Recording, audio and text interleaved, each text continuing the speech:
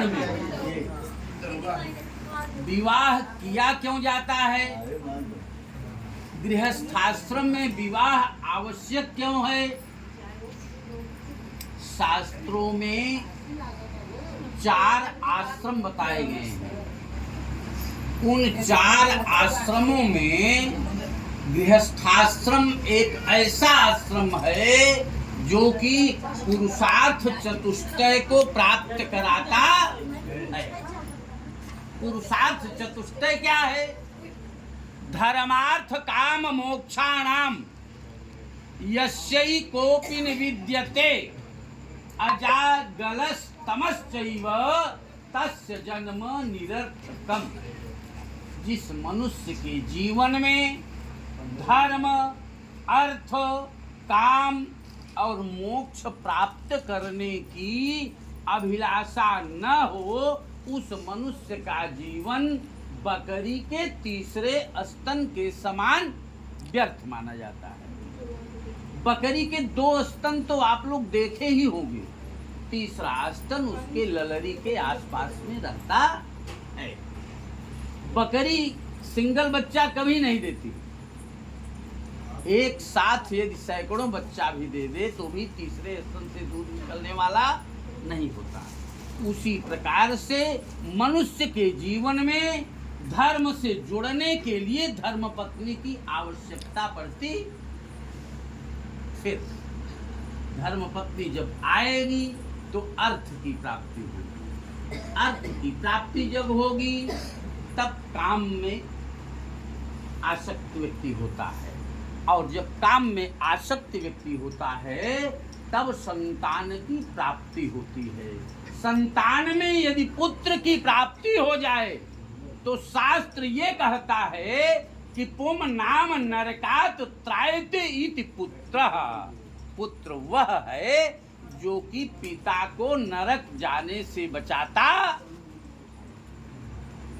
अब रही बात ये कि यहाँ पर जिन जिन वस्तुओं का उपयोग किया गया है उनका भी कुछ वैज्ञानिक रीजन है और सैद्धांतिक शास्त्रीय प्रमाण भी मिलते हैं। जैसे धान के लावा का उपयोग किया गया है। लावा तो अनेक धान्य से बनाए जाते हैं।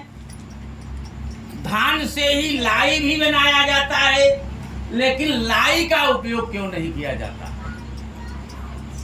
धान के लावा का ही उपयोग क्यों किया जाता है? धान के लावा का उपयोग इसलिए किया जाता है कि जैसे धान के बीज को बहनौर में हम आप डालते हैं तो उस धान के बीज से केवल एक अंकुर निकलता है, और उस एक अंकुर को बहनौर से निकालने के बाद में किसी खेत में हम रोपाई कर देते हैं तो एक से अनेक अंकुर निकलते।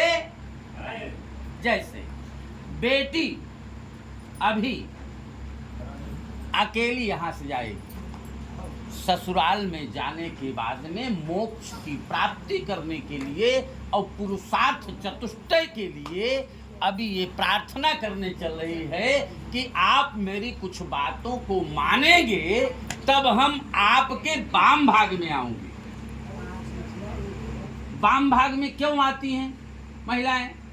जब तक वाम भाग में नहीं जाती हैं तब तक संतानोत्पत्ति करने की एक्टिविटी नहीं बनती।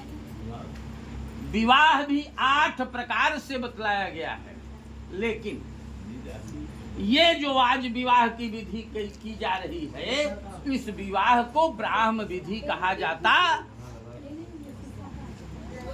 जैसे शिव का विवाह सती के साथ भी हुआ था, लेकिन ब्राह्म विवाह की विधि के साथ नहीं हुआ था, और ये विवाह का संबंध 7 जन्मों से बना रहता है, क्योंकि शास्त्रीय प्रमाण देता है कि पूर्व जन्मार्जितम विद्या, पूर्व जन्मार्जितम वित्तम, पूर्व जन्मार्जितम नारी अग्रे अग्रे धावती। पूर्व जन्म का ज्ञान, पूर्व जन्म का धन और पूर्व जन्म की पत्नी ये आगे आगे चलती है। जैसे गौरव के विवाह के लिए कई जगह से प्रस्ताव आए होंगे, और जैसे श्वेता बिटिया के विवाह के लिए भी कई जगह लड़के देखे होंगे, लेकिन जहां से पूर्व जन्म का संबंध निश्चित था वहीं पर आप लोगों की मान्यता बनी। अब रही बात ये, जैसे लोढ़ा का भी उपयोग किया गया। लोढ़ा का उपयोग क्यों किया गया? लोढ़ा का उपयोग इसलिए किया गया, लोढ़ा एक पत्थर है, पत्थर स्थिर होता है, जब उसको संचालित हम आप करते हैं तभी वो बात आगे बढ़ती है। तो ये लड़की ये कह रही है कि तीर्थ व्रतोद्यापन यज्ञदानम मया सहत्वम यदि कांतपुर्या वामांग मायामि तदा त्वदीयं जगाद कन्या वचनम च प्रथम। माने महिलाओं का स्वभाव ही है तीर्थ करना, व्रत करना, दान करना, धर्म करना इत्यादि, ये उनका स्वभाव है। तो ये कह रही है कन्या अपने पहले वाक्य में कि मैंने कई जन्मों से तपस्या किया, साधना किया, उसी के फलस्वरूप मैंने आज आपको पति के रूप में प्राप्त किया है। क्योंकि पति परमेश्वर के रूप में होता है, पति परमेश्वर के रूप में होता है। हम अपने पति के धर्म को पालन करते हुए यदि आपसे आग्रह कर रहे हैं कि आप धर्म का अनुसरण करते हुए मेरे साथ व्रत करें, मेरे साथ तीर्थ करें, मेरे साथ यज्ञ आदि करने के लिए यदि आप तैयार हैं तो हम आपके वाम भाग में आने के लिए तैयार। ये लड़की का प्रथम वाक्य है।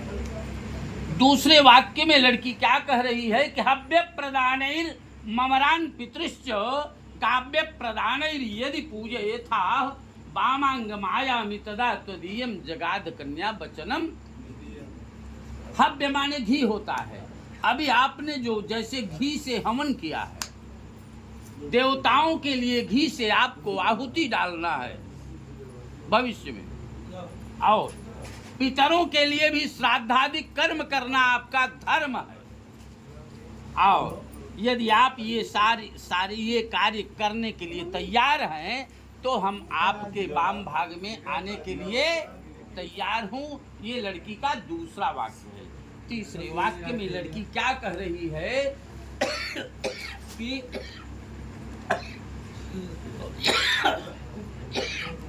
रक्षा हरणम यदि त्वं पशूनां परिपालनं च वामांग मायामि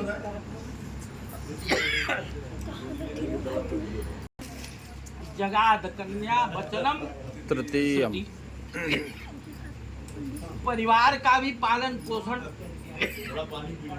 करना आपका धर्म हुए, पशुओं का भी पालन पोषण करना। यदि आप मेरी ये बात स्वीकार करते हैं, जगाद कन्या वचनम चतुर्थ। जो भी आए हो, आपसे आपको मैं आदेश नहीं करती, लेकिन आग्रह करती हूँ कि पैसा आप किस प्रकार से कमा रहे। चूंकि हम धर्मपत्नी के रूप में आपके पास आ रहे हैं और धर्म के नियम के पालन करना हमारा आपका धर्म है।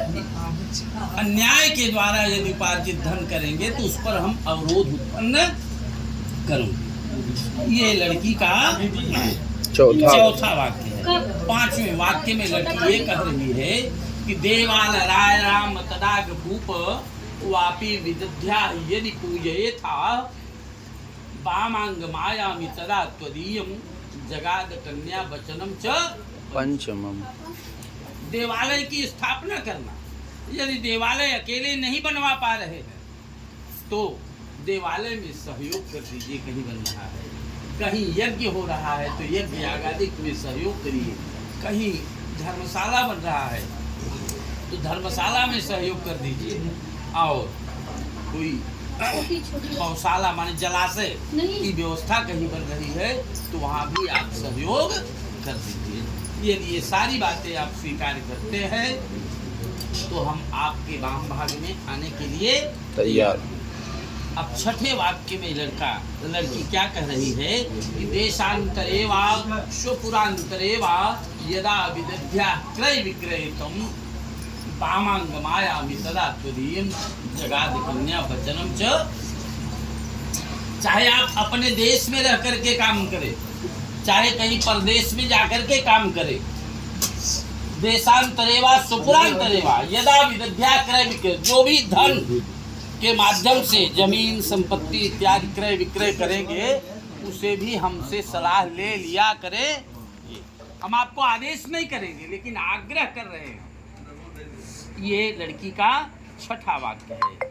सातवां वाक्य लड़की ये कह रही है कि चूंकि मर्यादा पुरुषोत्तम राम के रूप में हम आपको मानते हैं, जैसे राम ने सीता को सुहाग रात के दिन वचन दिया था कि अयोध्या के राजा कई रानियां रखते हैं, लेकिन हम आपको वचन देते हैं कि न सेवनीया परिकीय जाया त्वया भवेद भामिनी कामिनीश्च वामांग मायामि तदा त्वदीयं जगाद कन्या वचनम च सप्तमम।